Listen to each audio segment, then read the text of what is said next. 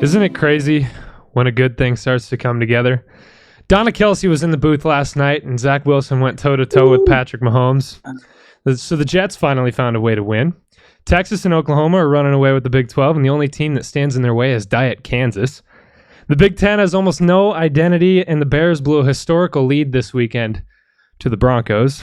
We're jam-packed tonight. Beautiful Monday night in October. So jam-packed, in fact, that all that stuff I just said is not in the episode.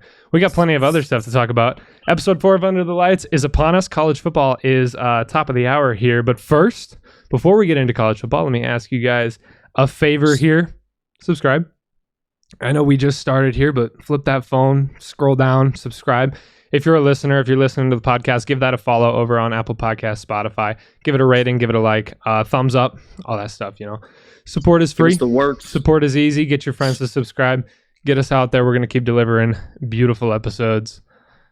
That said, let's get into college football. First of all, we're talking SEC, boys. We had a lot kind of to say about this conference last week in terms of who we thought would win it, who we thought is top of this conference, and almost all of it was wrong. We picked emotionally, and there's a lot still to be discovered. We did the one thing that sports fans, college football fans especially, should not do in week 4 and 5 of a college football season. And that is assume how a college football season is going to go based on the first few weeks. These teams are not in midseason form. Wild weekend in the SEC fogs the conference even further. First of all, Georgia is still looking to come out of their shell this season, and they look like they struggled all day against Auburn on Saturday. Final score of that one, I believe, 27-20. Kind of an ugly game. Few things that stick out.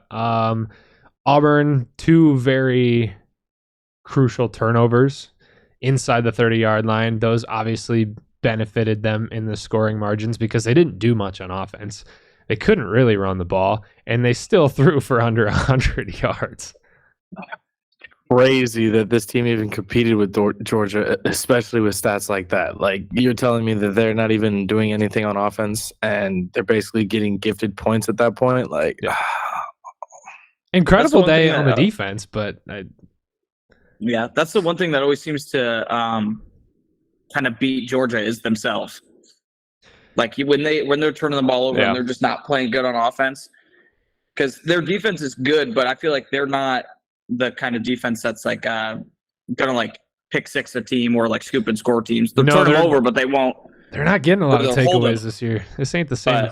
Ain't the same Georgia defense. That is definitely it's not the Georgia defense we're seeing usually. Not the Georgia defense we've seen the last 2 years. This is not 15. This is not 15 NFL picks Georgia this year. They lost a lot of great players in the draft over the last 2 years. So you got to understand that Kirby Smart's definitely working with a new crew of guys that he's trying to mold and be like, okay, like this is where we can succeed. This is where we, cannot. Like. Yeah. He's been there. He has that championship caliber now. It's all up to the players to put it into action. And they've been doing all right, but like nothing really stands out yet, but that'll come down to coaching adjustments. Kirby Smart's going to make those. That coaching staff is top of the country. I would say top of the country coaching staff. They're going to make the adjustments they need. They're going to find ways to put the ball in the end zone. They're not a passing team this year. You're going to have to run the ball a lot. You're going to have to rely a lot on your tight ends because you don't really have any bona fide studs catching the ball after that. But does Georgia have a problem, or is the three-peat still obtainable? I would say this is the perfect year to have a down year because who knows what's going on in college football right now. Georgia still looks like one of the best teams, if not the best team in the league, but there's no bona fide anybody out there. Are they in trouble or not? We'll see. I mean, the offense has definitely struggled a couple games this year, a lot this year, actually, like against teams that they probably shouldn't have struggled against. And their defense, has been shaky in spots, has made them and play in a lot of closer games to a lot of good SEC opponents that are maybe not like there yet, but they're on the come up. So we'll see when they actually play like a top SEC team That's also the thing is they don't have a lot of that left on their schedule. They really don't have too much of a test until obviously Alabama late in the season, and then you don't play them again until it wouldn't even be the championship, because if you beat Alabama regular season, they're not making that championship. So you might only play Alabama once, and that might be your only test before you go into that title game. They do have a test coming up this weekend, but we'll talk about that here in a little bit. We'll see how that goes.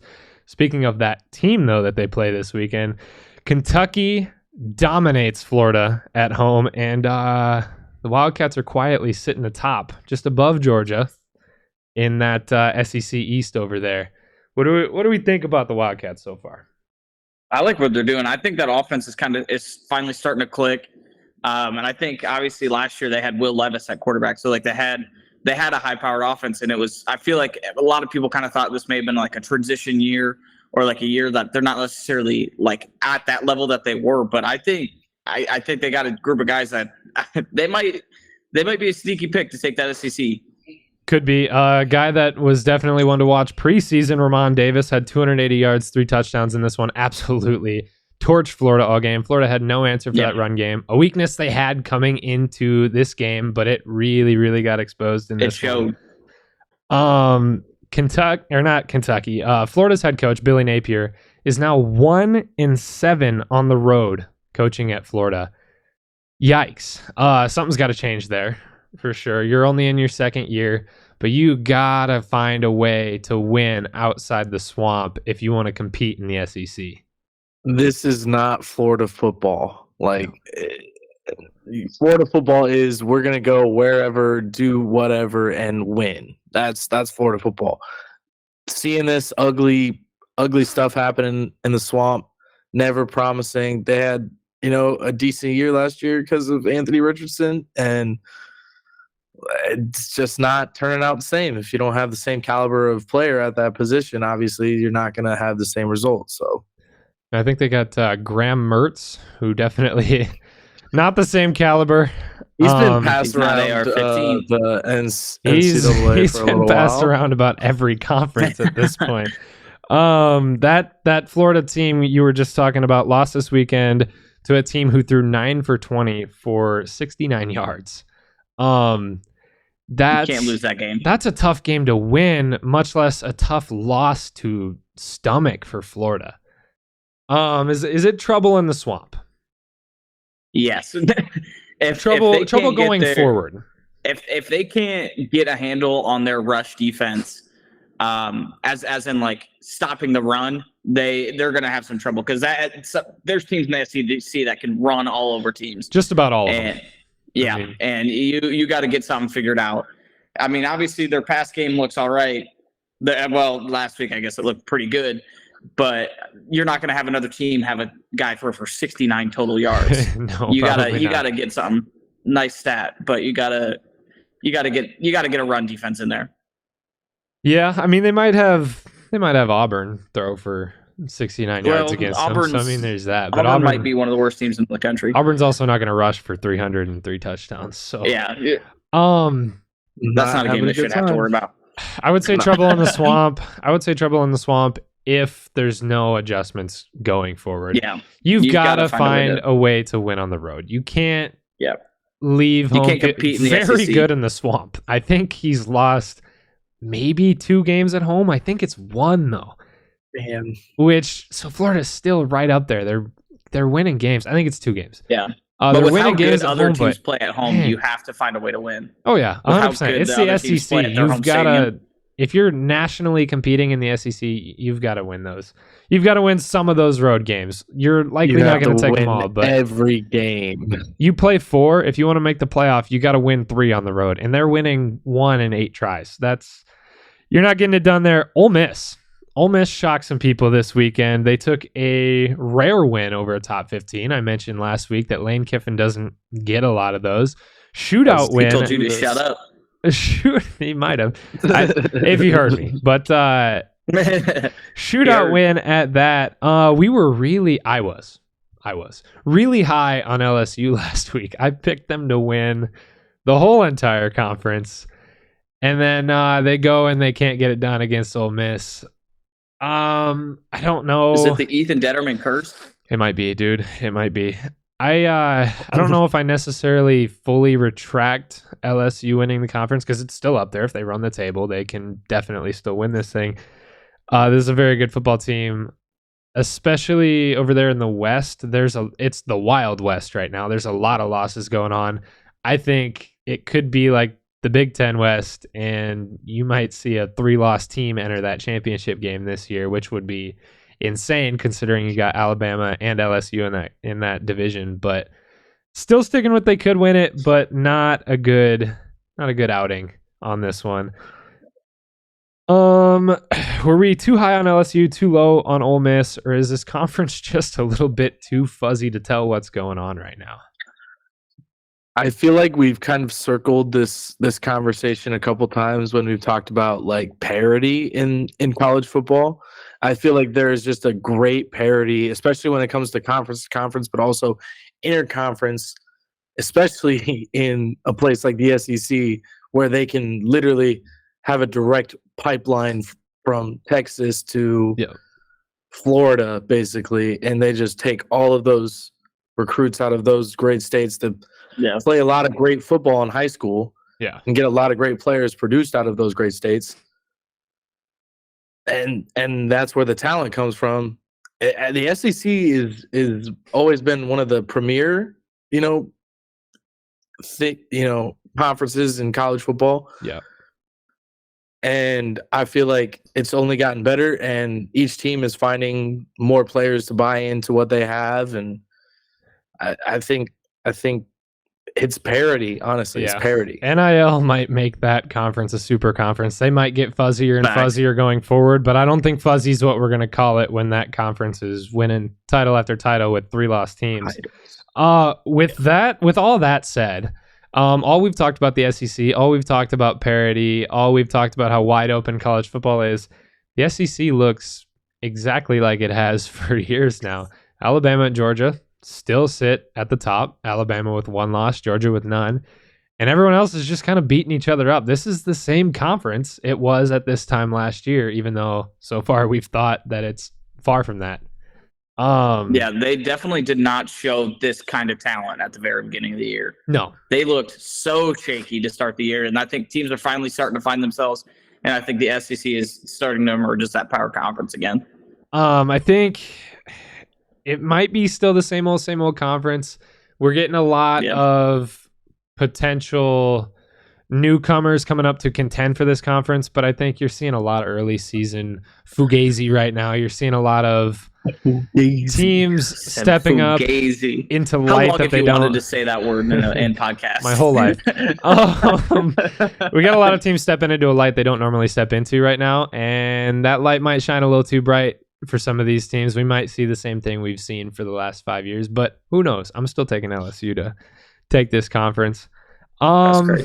It's not crazy. We ready for some message board maniacs? Let's hop into it. Let's get after it. Message board maniacs, the segment where we dive into some college football message boards the Saturday after these games have happened on Saturday. And we look at some of the craziest fans, some of the craziest comments. We see how these fans are doing after some of these games this weekend. We got two teams. Not so good. Once again, we've got two fan bases here to talk about. We've got USC and we've got UCF. It was a weekend full of comebacks in college football, full of comebacks in the NFL, but full of comebacks in football in general. We're going to talk about USC first, because as much as USC still managed to pull that game out, there was a lot of major concern out of that fan base after that one, and justifiably so. The Trojans nearly blew a 34-7 lead to Colorado. That 34-7 lead was solidified with 7 minutes and 50-some seconds, I believe, left in the third quarter. You can pretty much just put that one to bed at that point, but they didn't. USC got outrushed by a team who thus far this season have ran for 55 yards, 58 yards, 70 yards, and 40 yards. They got outrushed by that team by 100 yards, 193 to 95 on the ground. They gave up nearly 600 yards to Colorado when they were up 34-7. Colorado had almost no offense produced at that point in the game. So they probably put up about 390 yards in one quarter to almost come back and win this game. Yeah, USC kind of went to sleep. They're just like, yeah, we've got this game in the bag, and they just kind of rolled over. Scary to see. You can't do that in college football. To be a top team, to be a good team, you have to stay on top of them and destroy them. So there's a fun one. Do we still think USC is a legitimate contender? I still think they are. I think this Colorado team kind of had that mentality. I think Coach Prime kind of has instilled it in them that we're not getting blown out again like we did against Oregon. And technically they did. Yeah, and they kind of felt that starting to happen again with that USC team, and they're just like, this isn't happening. This isn't Colorado football. And then, I mean, they came out of the locker room a little shaky, and then they kind of picked it up. And I think that offense is too good to be contained for. I think it's super hard to contain that kind of offense for 4 quarters. Yeah. I think Oregon's arguably the best team in the country, and I think USC needs to figure out some defensive things, but I'm not completely writing them off. Writing them off. Of course, it's a Lincoln Riley team. I was gonna say this is not abnormal for a Lincoln Riley team. It's the same old for him as well. At Oklahoma, it was always highest rush rate in college football, a lot of sacks, big hitters, but absolutely zero after that. Coverage is terrible. Their secondary doesn't know how to hit. They can't create turnovers. This defense they melt like butter once you get after that first half, just like Lincoln Riley's teams always have. They melt to the run game. They get torched in their secondary. It's Alex Grinch has been his defensive coordinator his entire career. This guy has for some reason failed his way to the top. You failed your way from Oklahoma to USC. You failed your way into constant playoff appearances. I just don't see why there's not a change, and I think that's where the change needs to be. I don't see how you can continue looking at your teams who can put up 50 plus points a game. Know that your problem is that your opponent is also putting up 50 plus, and you refuse to make that adjustment. I don't understand that at all. I completely agree with you 100%. Like you're telling me you can't just look at your defense straight in the face and just be like, hey guys, you're going to suck. Like what? Like adjustments have to be made. To be a little bit of devil's advocate for Colorado, they have their rush game. I think it's a lot better than what we've seen this season. And I think this week showed that their rush offense can be significantly better. Because they've played some pretty solid teams on the Russian defensive side. Nebraska, they don't have a lot going for them, but their rush defense has always been good. TCU week 1, I think their rush defense is pretty solid. Obviously, one of Oregon, the best in college football.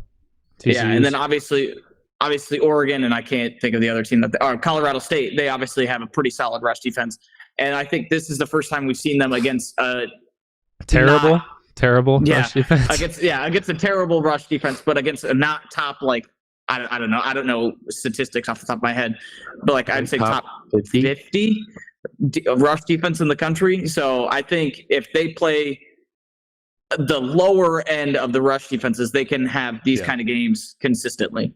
Yeah, I think Colorado, if they could open up holes in the run game, they could have one of the best run games in the country. Yeah. They've got the talent there. They've got a lot of talent in that backfield.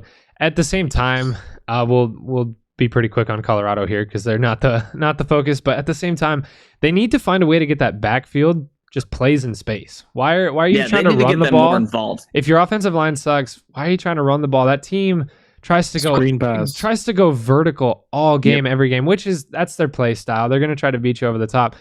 Get your running backs open in space and make some of those shorter plays if your run game is non-existent. But either way, the check down is never a bad thing when you can get 5 yards on first down. They almost never hit it. Facts. USC 5-6 fans yards on first down is huge. USC fans have hit desperation.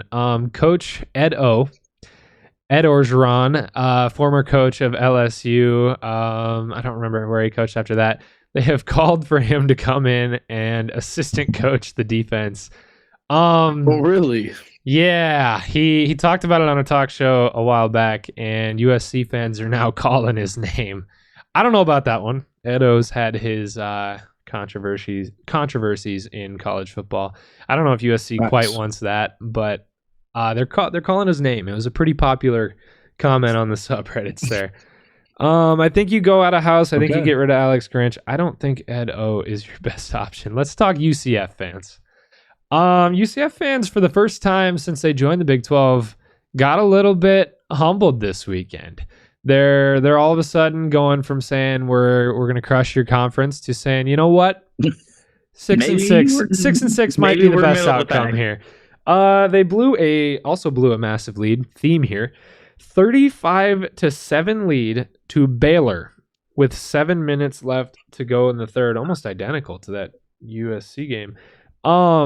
A mix of 2 late game interceptions in opportune areas of the field.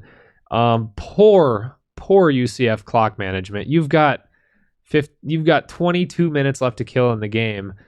Just run the clock out. Use your time. They didn't use any. Didn't even force Baylor to use any timeouts. Almost no clock management there whatsoever. Baylor was able to get back in that game pretty quick. Yikes for UCF. The new kids on the block are still doing terrible in the Big 12. New kids on the block just got kicked off. Yeah, it's not looking good. I had a lot of high hopes for this UCF team going into this game. It was looking great because obviously they had played some pretty solid ball up to that point. They had lost, I think, 1 game to a good team. I don't remember, but I was like, Baylor's not anything this year. But when you do what UCF did in that game to basically sabotage themselves, you got to look at it like, damn. I've got an NIL question here. Going forward for UCF, you're in a massive market with a big opportunity. You're in the Big 12. You're recruiting out of Florida.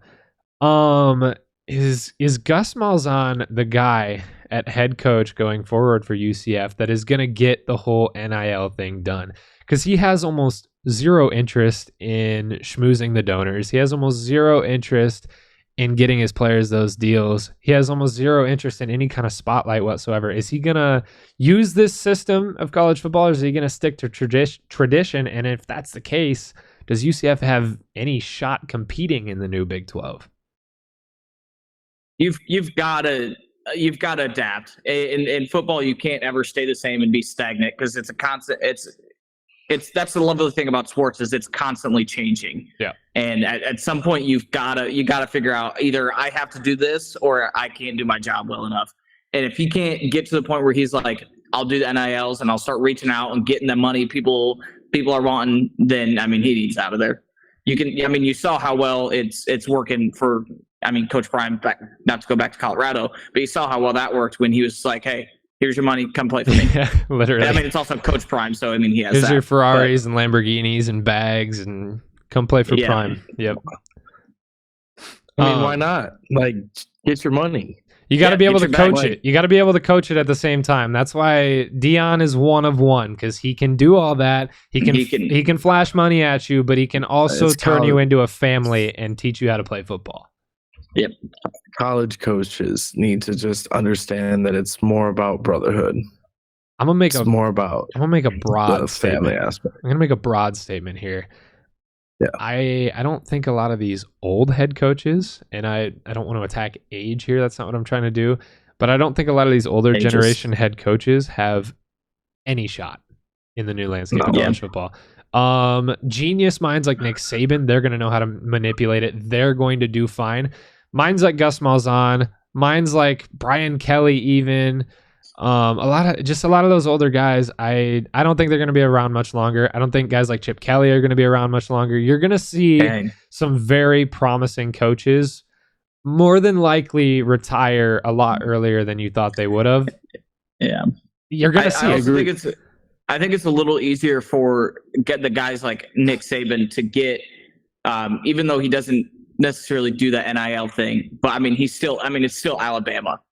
And like, I feel like at the end of the day, they have such a rich history that people are going to be like, I want to go play for that guy. Like, I want to play for Nick Saban. Like, I may not be getting 1.2 mil, but you're still getting a bag. 800,000. Yeah. Oh, I'm going to be getting 20 million when I get drafted top 5. There you go. Yeah, that's what I'm saying. He's got the history to be able to be like, this is what I've done with these guys who are literally nobody's coming in. See my trophy and then case? I turn them into. Yeah, he's just going to be like this. That's all he's got to do. Tom Brady recruiting tactics. There's a list. Exactly. There's a list. He could go down a giant list. Say, here's all the Alabama players that are in the National Football League. Hey, you're a 4-star quarterback. Yeah, let's look at. We got Jalen Hurts, Tua. We got, and he can just go on. And he can get you a bag. You guys ready for some spotlight features? That's Message Board Maniacs. The fans are crazy as always. Let's get to the games that you guys want to watch this weekend.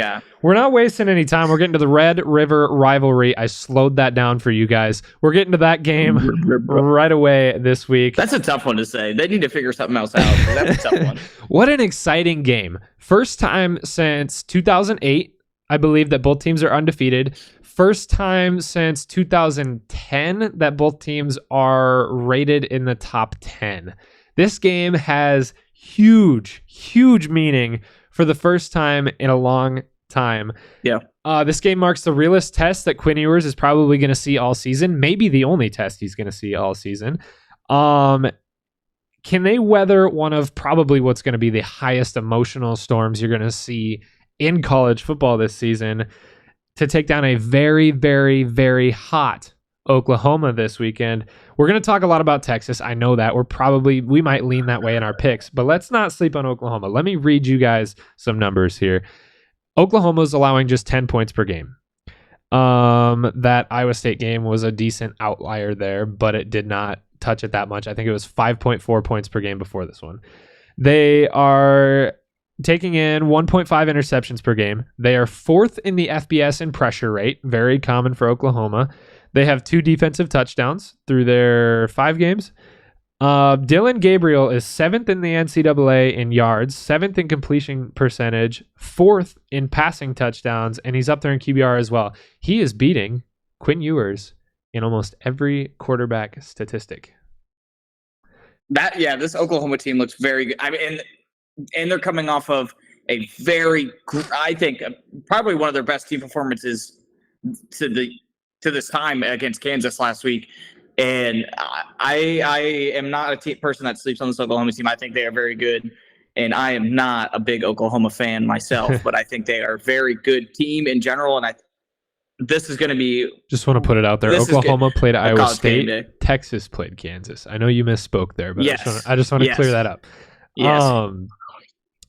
Does this is going to be one of the best games? Oklahoma has not played a strong schedule. Iowa State might genuinely be the best team they've played. Does a battle-tested Texas take this one, or do we got Oklahoma? What do we got, boys? I think Quinn Ewers has already been tested enough this year with Alabama.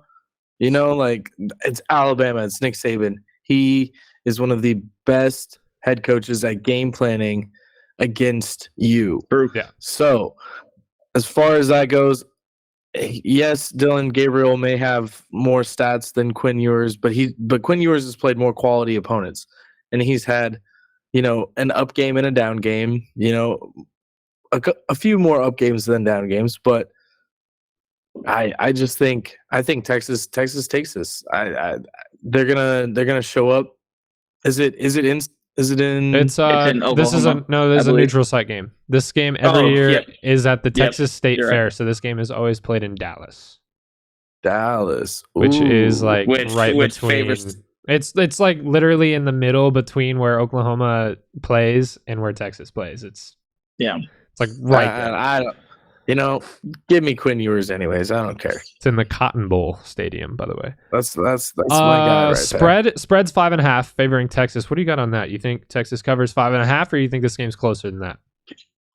I think this game is definitely going to be a closer game than that for sure. I think defenses are going to play a large part, but also you gotta look at Dylan Gabriel has he really been tested?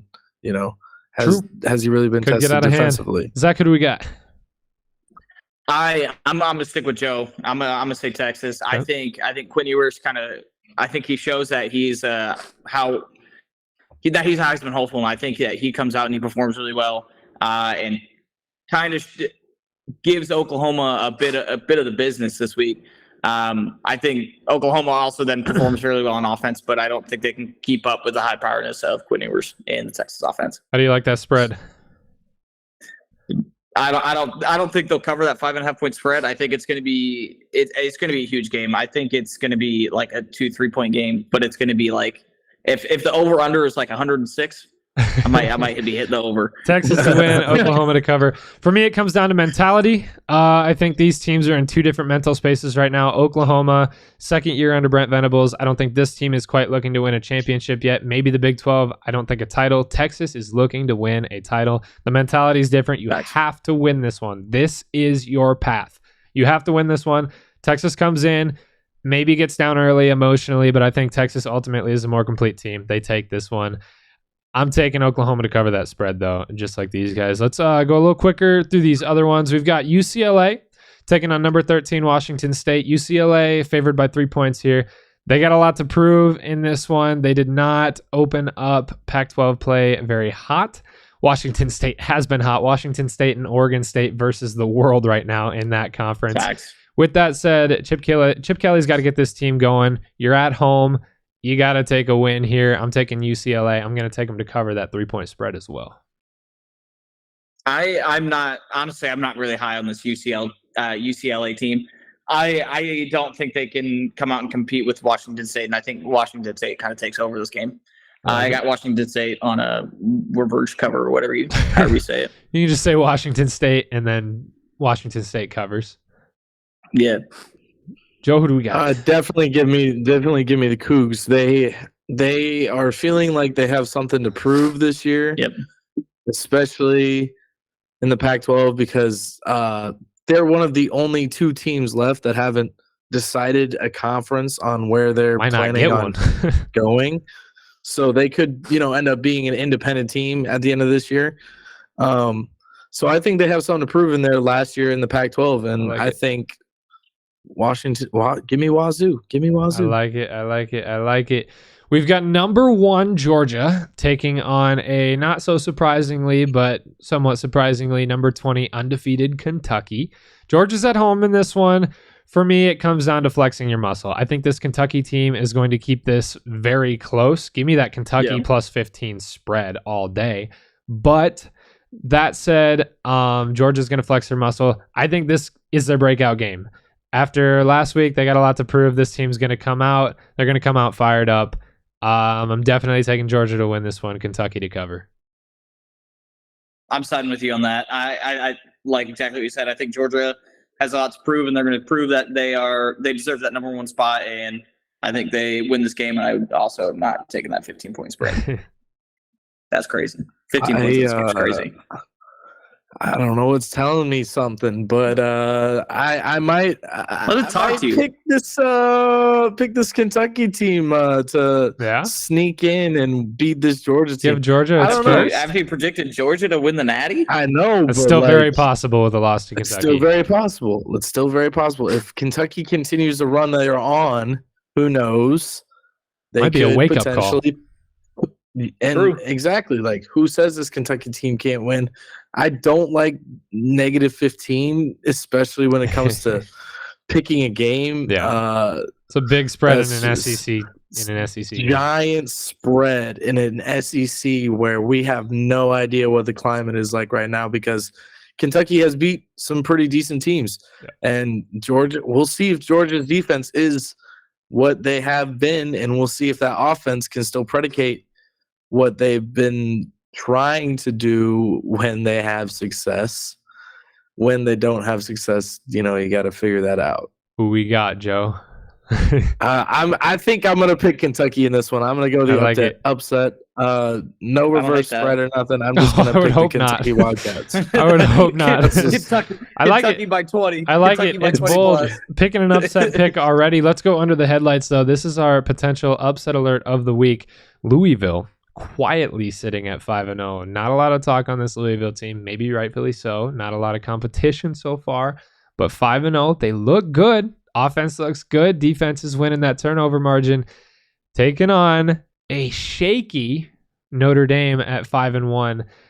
Louisville is at home in this one, and boys, I'm gonna do it. I haven't done it since week 1. I've been really close on these games, except for Kansas. I'm gonna do it though. I think this game's got a beautiful spread to it. I think this game could go either way. Notre Dame looks shaky against Duke. Notre Dame has looked shaky every game. They've looked beatable every game. I think this Louisville team comes out at home. They got something, not necessarily something to prove. Louisville's not doing a whole lot this season, regardless of their record right now. Notre Dame, I think they're in an emotional mode right now. They're in wounded animal mode. They're in desperation mode. So I could go the other way. I'm taking upset. Give me Louisville. I'm not going to talk myself out of it. If you know me at all, you know I never bet with Notre Dame. I knew you'd take this one. He was offsides. Give me Louisville. I might have trapped you, but I knew you'd take this one. And give me Louisville to cover. You think Louisville takes 7 points? They keep talking. No, I don't think they'll move by 7. But give me Louisville. Joe, what you got? They keep talking all this smack about Notre Dame, and yeah, they do look not great in certain aspects, but they do end up winning the game. They get it done at the end of the day. Marcus Freeman has a way to get his team in the right positions at the right moments and excel when they need to. They've done it all year except against, the Ohio State. But I think they're going to look at this game and I think they're going to go, oh, this Louisville team coming in here 5-0, definitely thinking they got something to prove this year. And Notre Dame is going to be like, okay, we'll definitely reach the challenge and excel. And I think Notre Dame wins this game. I like it. How do you like that spread? Don't take the spread. I think it's going to be closer than 7. It's going to be a 3-point game. Don't take Louisville by 30. I like it. There's our spotlight features of the week. There's our under the lights. Let's talk NFL, boys. Bottom of the hour. It is time to talk professional football. We can't avoid it any longer. The highest paid player in NFL history flat out stinks right now. Might not be all his fault. That injury is not helping him out. Offensive line is not helping him out. There's a lot of things going on in that locker room that probably are not helping him out. The Bengals fall yet again. They fall to Tennessee 27-3. They're 1-3 at this point in the season. Joe Burrow was 20 for 30 for 165 yards. You know who had a better quarterback outing than Joe Burrow on Sunday? Derrick Henry was 1 for 1 for 2 yards and a touchdown, higher QBR. Just want to put that out there. Henry. Joe Burrow on the season now is 728 yards, 2 touchdowns, and 2 interceptions. It ain't looking good for Joe Shiesty. Yeah, that offense is struggling. I think it's really hard to write. Man, I don't want to write them off yet because that team is far too talented to just be like, nah, they're not having it. I think at some point Joe Burrow will bounce back. I don't know when it's going to be. I think he might need a week off. I think you give him a week off and you let him fully recover, come back healed, and then I think he comes off. And there's some sort of disconnect right now between him and Jamar Chase because, I don't know if y'all saw Jamar Chase's interview, but he's like, I'm open all the time. Yeah. And Joe Burrow's he's just not getting I'm open all the effing time. Yeah. I'm open all the yeah. All I'm gonna say, it's more than just on-field play. It's locker room. They were 1-3 last year too. I was going to say they always start the year slow. They were 1. It does not matter with this Cincinnati Bengals team. They always start the year slow. Don't worry about Joey B. They got a bye week, I think, week 9. Yeah. So who's to say we don't rest him week 8, give him all of week 9 to get completely 100%. That's what they should do. Where we need him. Facts. And then he goes into the second half of the season locked in and ready to go win something. That's what they should do. It looks ugly as hell from Joey B right now.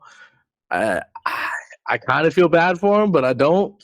honestly, as a Chiefs fan, the whole Burrow head thing still gets to me.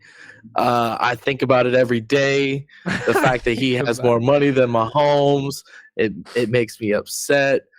Did we see Mahomes' comments about how he was just selflessly going to seek more money in his next contract so that quarterbacks in the future can get paid more? Good for him, Selflessly. man. Good for him, man. I mean, good for him. It's crazy. Joe Burrow may look this bad. He may not look good this week, but he looked better than Mahomes. Anyway. I mean, that's true. That's true. Maybe. I give him that. I mean, not a touchdown. He didn't throw a touchdown.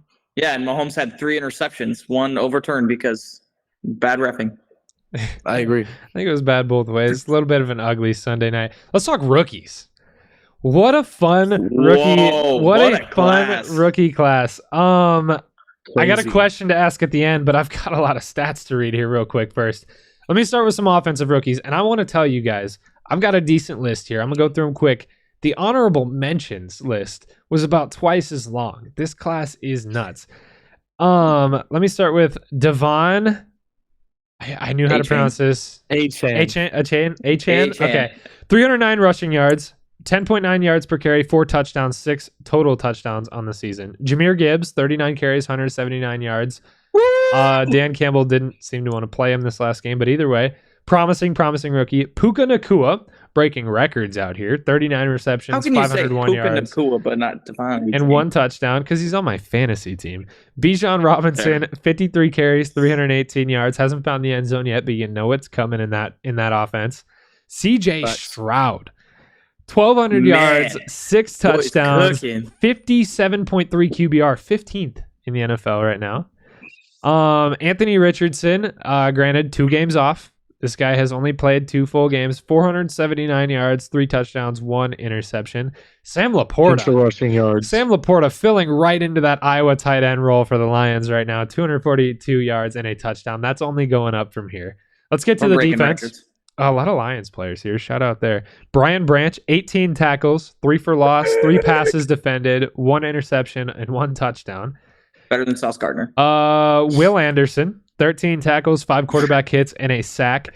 Jalen Carter, 5 tackles, 2 for loss, 1.5 sacks, 2 forced fumbles. Christian Gonzalez, cornerback for New England, being talked about as being compared to Darrelle Revis already, which Sauce was last year as well. But dude looks good. 16 tackles, 1 for loss, 3 passes defended, an interception, and a sack, allowing just 7.2 yards per carry. For reference, Sauce is allowing 8.6 right now. What a class. What a class. What a class on both sides On of the both football. sides. Some of these And guys it's crazy that they're getting held up by the Detroit Lions. Some of these guys are playing just huge roles already. Just 4 games out of their mind. It's crazy. I would like to point out that CJ Stroud through 4 games has not thrown an interception. Yeah. Dude looks good. That's crazy for a rookie.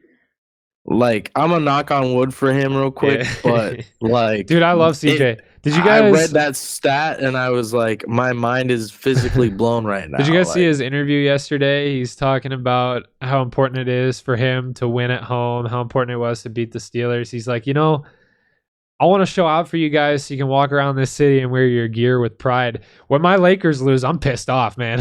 I love that dude. He's got so much passion. He loves that city. He loves football, and that dude, he's Loves fun to the watch. game. I'm glad to see him be that breakout guy already. He's making what a lot of people thought an irrelevant Houston Texans team look like. They look good.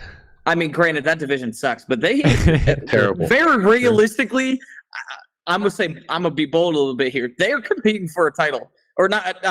Divisional title. Yep. Divisional title. They're competing for a divisional title with, because I think the Jags look super shaky. Granted, they looked very good Sunday, but they're across the pond, so that those games are literally always weird. Yes, they are. The Colts are the Colts and are never that good.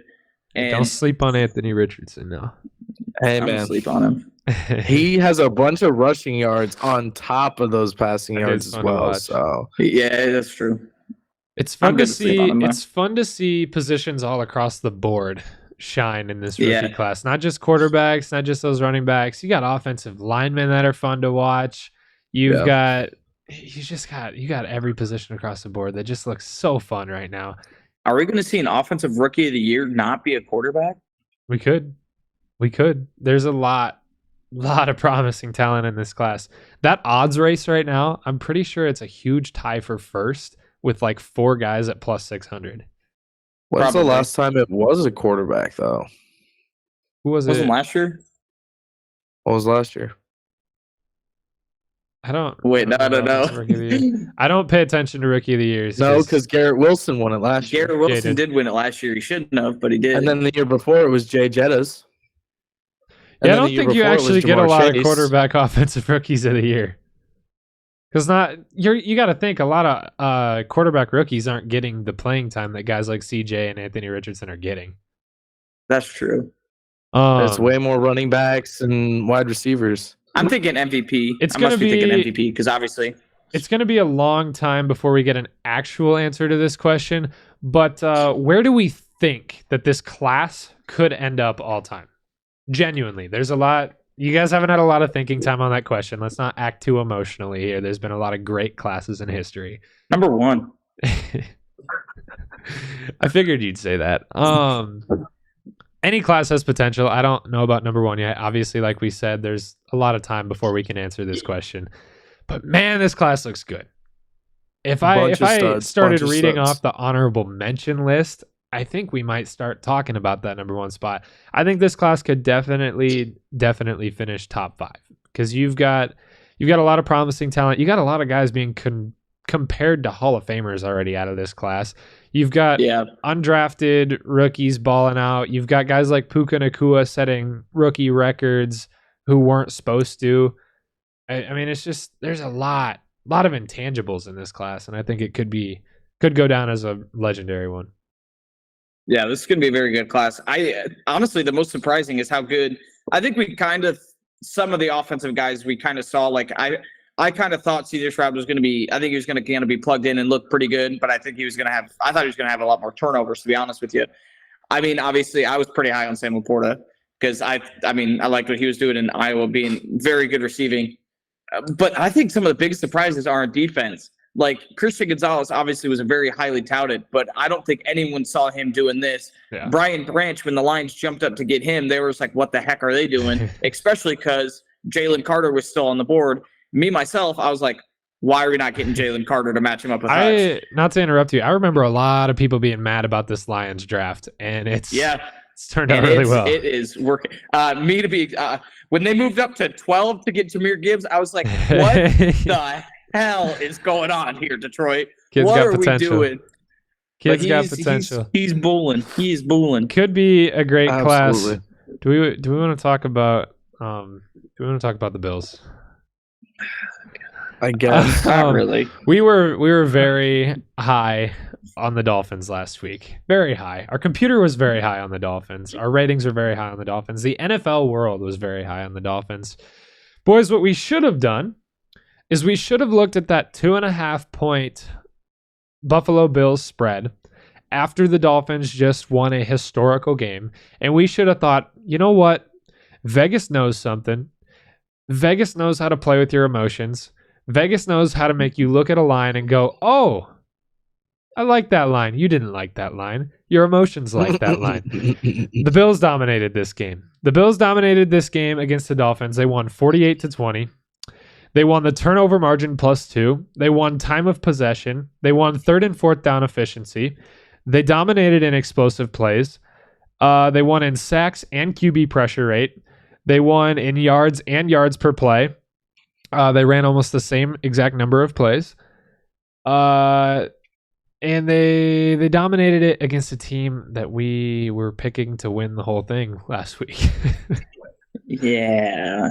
I think that I'm not going to write off the Dolphins because I think that team is insanely good still. I think a lot of this was obviously a lot of emotion based. Obviously, they came off of the historic game, like you said, but they went into this game I think they kind of went into this game expecting to just win. And they just did not show up. They didn't play their A game. I think Tua and that offensive line looked very shaky. It was honestly, no, actually, I'm going to take that all back. I think we got to give credit to that Bills defense because they looked freaking good. They did. They shut down Tyreek in the first half. And obviously, Devon Achane still had his 2 touchdowns, but they were from, I think, like 6 and 3 yards or something like that. But, man, that Bills team, oh, man. I might be speaking on emotion again, but that Bills team was really good. Maybe. After a very shaky start to the season. I would say their defense has also, I agree. Their defense has like figured it out, like almost defense. Like they went through the struggles of the first, 3 games and they're like, okay, we've been, not good at this, not good at this. And they did what the Bills defense does. They've shown up. Yeah. They've been big in moments when they need to be big. That's finally showing up in this Dolphins game where I feel like the Bills definitely felt like people were talking too high on a team that they may not even know enough about and not talking enough about this Bills team. And, they shut me up a little bit. I was like, my thoughts, I don't know. My thoughts on this game are football's going to football. At the end of the day, football happens. These are 2 very good football teams. I don't think you read too much into this one. The Dolphins will still have another chance here. Both of these teams will likely not see more than one more loss before they see each other again. Football's going to football is really the only words I have for this one. Don't think too much into this game. We are 4 weeks into the NFL season. There's a lot of football left to be played. And a lot more things are going to happen throughout the season. I wouldn't write off this Dolphins team. I wouldn't go around saying this Dolphins team is not legit. I wouldn't go around saying this Bills team is not legit if it would have happened the other way around. Football is going to football, and it happened. Blowout game. Yeah. Don't read too much into it. Yeah, and the other thing is like it's a divisional game. Emotions are high. Obviously, one team's coming off a huge emotional high, and this game is always a super good. It's either a really entertaining game or it's lopsided one way, and it just happened to be lopsided this time. Almost every single time. Boys, we didn't do it last week. We're going to do it this week, though. Zach, I hope you're a little more prepared with that Super Bowl pick. It's time. It is time to make I can guarantee you I'm not saying the same thing I said last time. We'll go through these a little quicker than we did the first time around last week. We got MVP first. I'll lead this one off. I'm sticking with my guns that I talked about in episode 1. I'm sticking with that man right back there. I still think the Eagles are going to pick it up. Getting a lot of flack right now. Eagles are going to pick it up. Eagles are going to be right on the road back to a potential another Super Bowl. They get to that point. Jalen Hurts, as much as he hasn't looked good to the eyes, statistics are still there. He's still winning games. He's slinging the rock this weekend as much as they almost lost to that Commanders team. I think if you get in that Super Bowl spot, Jalen Hurts is going to be right there, and I think his numbers are going to shine through everything. Give me Jalen Hurts in this one. Joe, I'm going to let you take the second one. Okay, I'm going to go bold and not go quarterback for the first time in a long time. Are you going to say the same guy I am? I think Christian McCaffrey is basically the bona fide MVP. Yep. If he stays healthy and if he continues the production that he has been on for the last 4 games, he's guaranteed MVP. Can I read some numbers before you guys continue that pick? Because I love that pick and I was going to talk about these numbers. I actually want to read 2 series of numbers. I'll start with Christian McCaffrey, though. Here are Adrian Peterson's stats for his 2012 MVP season. An MVP at running back has not happened since then. Derrick Henry was close. 348 carries, 2,097 yards, 12 touchdowns, 40 receptions, 217 yards, 1 touchdown. Here is what Christian McCaffrey is currently on pace for. 340 carries, 1,950 yards, 26 touchdowns, 2 off of an NFL record, 77 receptions, 600 yards, and an additional 4 touchdowns. I think if he can keep that pace, it is entirely possible he takes that award.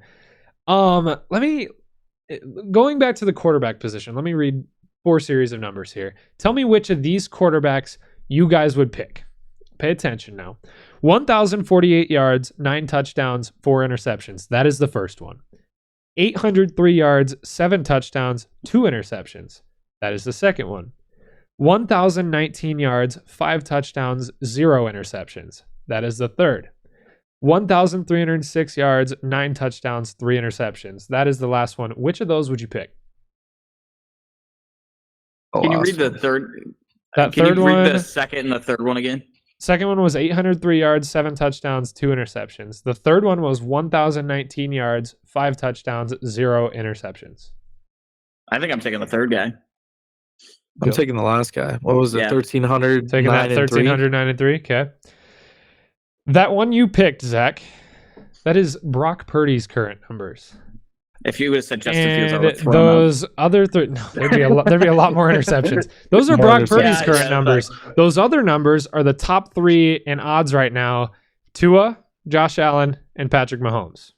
Of course, the last one was Patrick Mahomes. And Yeah, Patrick Mahomes was the 800 some yards, but he also there was one that first game that was a complete anomaly. Yeah. I mean, you can't expect all those drops, and Travis It was Kelce probably wasn't there. The last one was Tua. yeah, But Tua, fuck yeah. Brock Purdy's not Tua. even in the conversation. I'm not saying he's MVP. Jalen Hurts is my pick, but he's not even in there. I love your guys' Christian McCaffrey pick, though. I love it.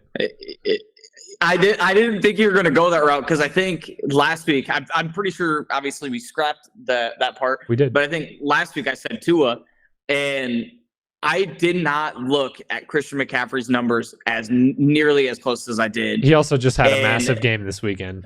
To be fair. Dude, he can do everything. I'm gonna say it, and I'm gonna go a little bold. I think Christian McCaffrey breaks the rushing record. I like think it. he gets it, and I think he's got to have some big games. he's gonna have some big games. You and know what that rushing record is? In that division. Like 2090, No, 2102 or something, 99, Yeah, it's like something 2001. It's like 2001-09 or something. It's Eric Dickerson. something like that. Yeah, Let's pick because some. it's like I would say it's like 6 yards Yeah. less than what AP got because he missed it in the last game. Let's pick Opoy. This is where I'm going Christian McCaffrey. I'm not going to waste any time. If he doesn't get the MVP, there is literally nobody else in the running for this award right now. I'm sorry, there's Facts. not. Facts. This is I my agree Christian with you. McCaffrey pick. Yeah, if he doesn't win MVP, he's definitely winning the Offense Player of the Year. I think we can Yeah, move on from that one pretty guaranteed. quickly then. Yeah. Guaranteed. Depoy, I think, I- could be pretty quick as well. One more Before we point? jump to that, Okay. I think the only other one we could consider would be Tyreek Hill. Yeah, absolutely. If Christian McCaffrey falls off a little bit, hopefully not. Yeah, But if he does, Tyreek is definitely right there as well. Depoy, Yeah, for sure. I'm sorry. He didn't have a great game this weekend, but he's still way, way ahead of pace of his own record. I'm still going TJ. I mean, I'm still taking that pick because he's still on pace to shatter his record, even after having, I think, 0 sacks this weekend. Zach, you seem like you got a bold one. What's up? it's not really a. I mean, it is a bold one. I don't think it'll happen, but I think Hutch will have I think Hutch will be in the Ooh. conversation at the end of the year. Actually, I really like that a do lot. because he's right now has just as many pressures as Number one No, I think he has pressure rate. one- Number one I think he pressure has rate in the NFL. one more pressure than TJ Watt. Correct. I think he's at 17 and I think he's at 18, and he's got I think 3.5, 4 sacks, 3.5 or 4.5 sacks, something like that. Which all I came in think- that Packers game. You're dang right.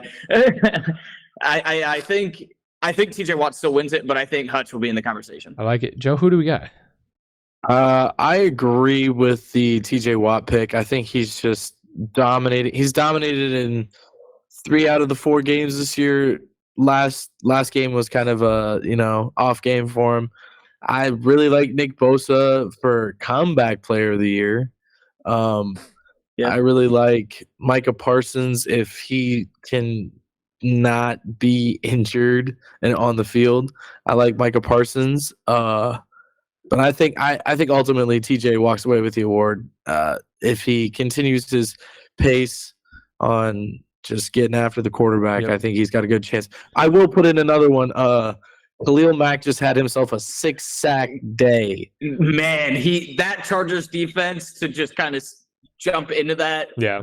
That looks like the team that they should be this whole time Can because they have Khalil- the talent everywhere. Holy frick, that was scary. Can Khalil continue that though? Let's pick coach of the year. I think we can move on past this one. It's going to come down to a few guys. Right now, I think Dan Campbell's a front runner.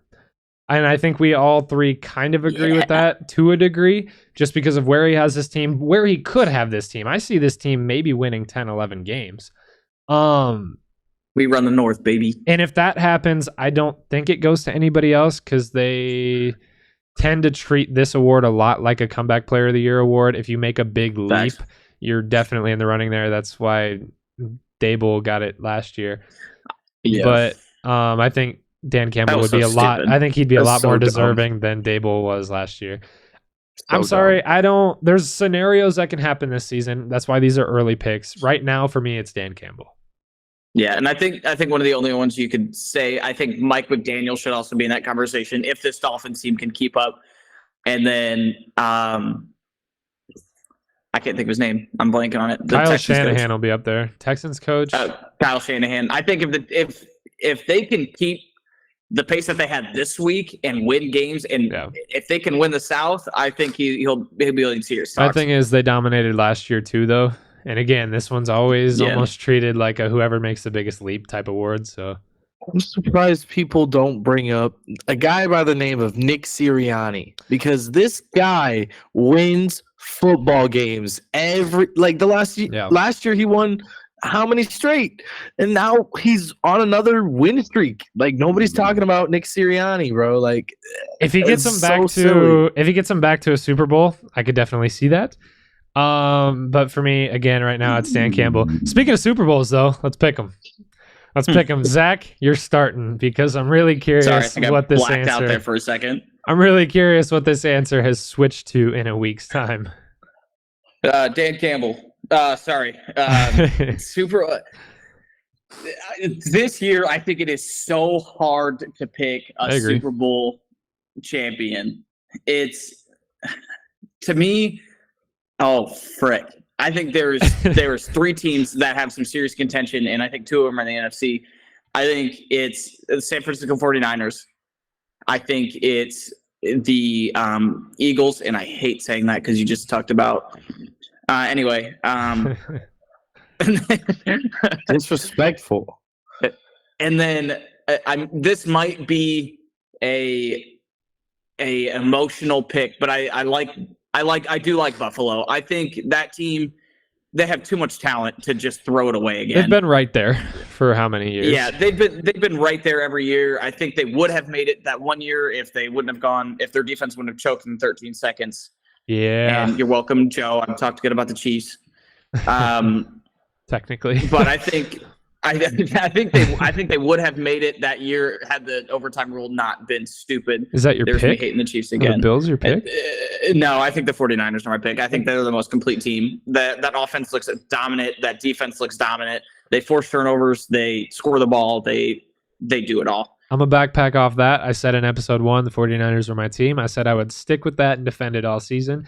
So far, there's nothing to defend. I think a lot of people could agree. I'm still sticking with my 49ers, man. That team looks too good right now. Oh, the 49ers.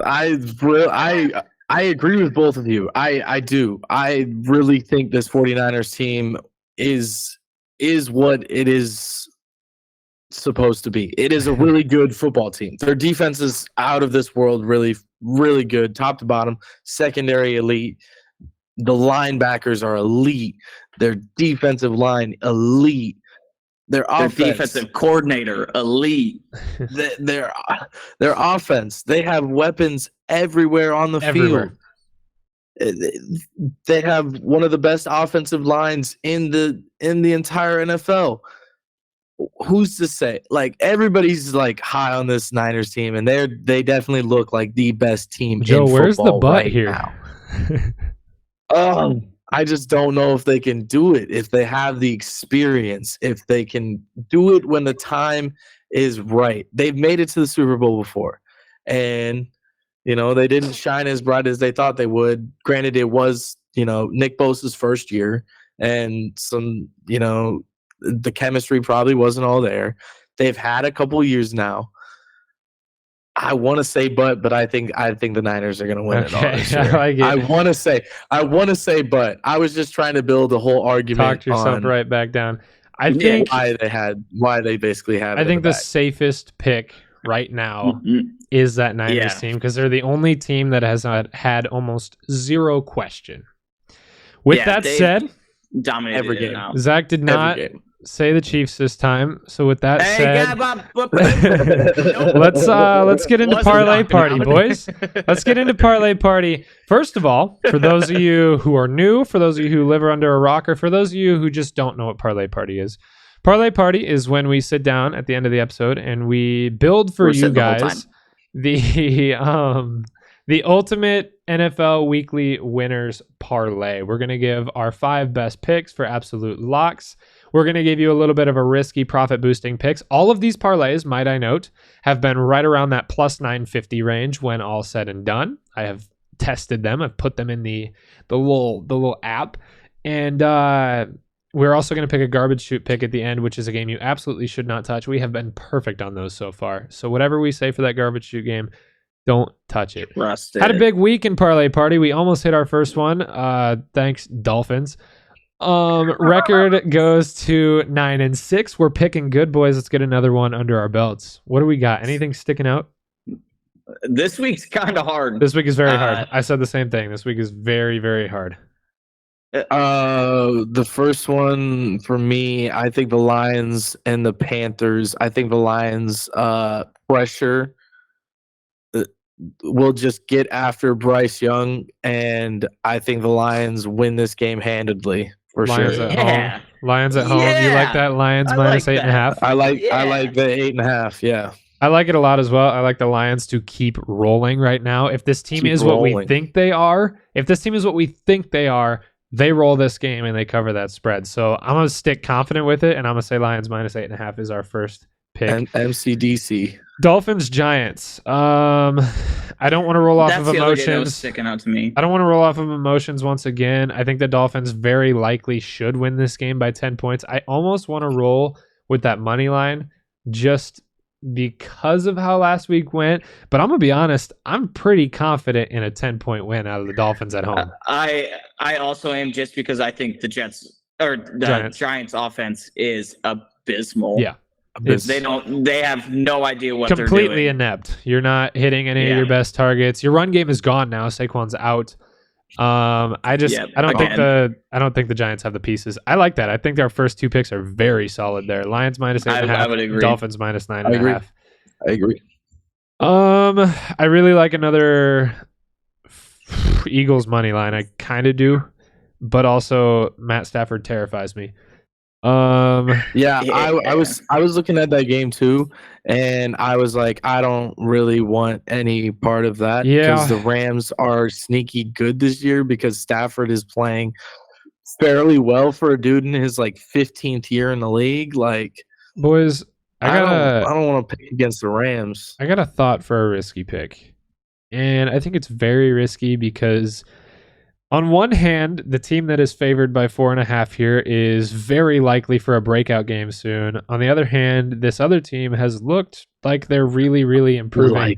I like this pick. I like Cardinals money line over the Bengals. I was thinking that as well. Like when I was looking through this, I was like, I don't trust the Bengals still. I still don't trust them either. If I they was sit kinda Burrow leaning this another week, way. I think Yeah. you might fall to 1-4 before that bye week. We could see a disastrous start from the Bengals. Not before the like bye week. that- Bye week is still several weeks away, but I don't like know. that for the bold one, but I was kind of leaning another way What do you got? on a bold one, and I'm not doing this out of spite for this team, Okay. but I That kind Chiefs of game? like the Vikings to upset the Chiefs, and I think just like the Bengals, the Vikings are due for a breakout game. I don't know. Like, They have the number one passer. They have the number one receiver. Their defense is awful, and I think the Chiefs' offense also doesn't look that good. Patrick Mahomes is showing that he's human. Can I get my thoughts on this one? Let's hear it. Kirk Cousins is getting hit 8 times a game right now. Chris Jones looks really, really good right now. This Chiefs defensive line is, I think, 6th in the league in pressure rate. The Vikings, to me, other than JJ and Kirk, look flat out horrible. And you just had Vikings player just came out. I forgot his name all of a sudden.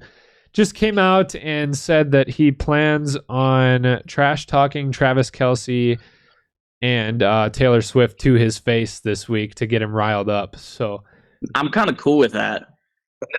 I think the Chiefs roll this game. I'm not gonna lie. I don't think that offense that defense I agree is very good, but just let Zach Wilson look like he's an MVP candidate. He outperformed Patrick Mahomes, no interceptions. He may have thrown one at the end of the game. I'm not for sure. I haven't got to the end of the game yet. But he had 230 plus yards and I think 7 incompletions, and it's Zach Wilson. Have we thought at all that maybe Zach Wilson's just growing up right now? Maybe Zach Wilson has some of the best. I watched him play last week. Maybe Zach Wilson has some of the best targets in the league, and they're finding ways to get these guys open in space and make plays. They're not trying to do too much. They're not going over the top. They're doing what they need to do to win. His throws looked perfect last night. It looked good. I don't know. Let's go back to that Chiefs game. Let's go back to that Chiefs game. So far, we got Lions 8.5, Dolphins 9.5. What other ones are standing out here? That Cowboys 49ers game kind of scares me as well. I was looking at the Ravens Steelers game. Yep. Okay. I think the Ravens are playing really well right now, and I think the Steelers offensively still need to figure some stuff out. They still need to figure Kenny Pickett will probably be stuff out. Yeah, and he left the game. Mitch Trubisky probably in. I think the Ravens probably take it 3.5. I would say it's probably a 7 to 10 point game. I would agree with that one. So let's go Ravens 3.5 and roll that one right into Jets money line over the Broncos. Yeah. I don't like the Broncos still. I don't like the Broncos at all. I hate the Broncos. I don't like the Broncos. I think the Jets defense is pretty good. I think the Jets are slowly improving. They've still got pieces on that team. So many pieces on that team. I think they're due for I think they're due for that first kind of, not we're here, but first sort of big win. Zach Wilson will show up again, and I think I don't trust the Broncos at all. Like Sean Payton snuck that win out against the worst team in football. Let's go Jets money line then. I like that. Let's go Jets money line. Lions 8.5, Dolphins 9.5, Ravens 3.5. Taking a lot of spreads this week. I like it. Let's think this risky pick. We're gonna try to get this done here, but let's think this risky pick because we're 0-4 on these. I'm just saying. Or I am very high on that Vikings team, and it's at home, and I think they come with something to prove. And me personally, I'm taking the Vikings to win that game. What about Jags to win back-to-back in London? I've been looking at that Jags in London, and I'm like, well, didn't the Jags just play in London? The Jags own weekend? London. I mean, they're getting accommodated. They're getting to know the food. They're there. They're getting to know some locals there. They're finding the best coffee shops. They're comfortable over there in London right now. Why not? Why not have the Jags beat the Bills? Zach, you said earlier London's weird. London is weird, but I don't like the Jags. Honestly, the game, I'm technically on paper is an upset, but I don't think it really is. We got to agree on this. We got to agree on this. The other one is the Saints Patriots because I think the Patriots team is terrible. Joe, what do you got? I would say the Texans Falcons. I think the Falcons have shown that they can be beaten. Yeah. That was maybe going to be one of my playing really good. So who says this Texans team can't continue to roll and go in and beat Art Smith Jr. and his mom? You know what? Screw it. For the sake of episode time, let's take Texans as our risky pick here. I would say that was going to be one of my garbage shoot ones, but then I think for record's sake, we took Lions 8.5, Dolphins 9.5, Ravens 3.5, Jets money line, and Texans to beat the Falcons. Let's go Texans minus 2.5 over the Falcons. Throw in a little bit of extra pepper. Let's do it. I'm here for it. That's our official parlay party picks. Coming off a hot week, let's do it again. What's our garbage shoot game? To me, it's Cowboys Niners. I'm sorry. I'm not touching that one.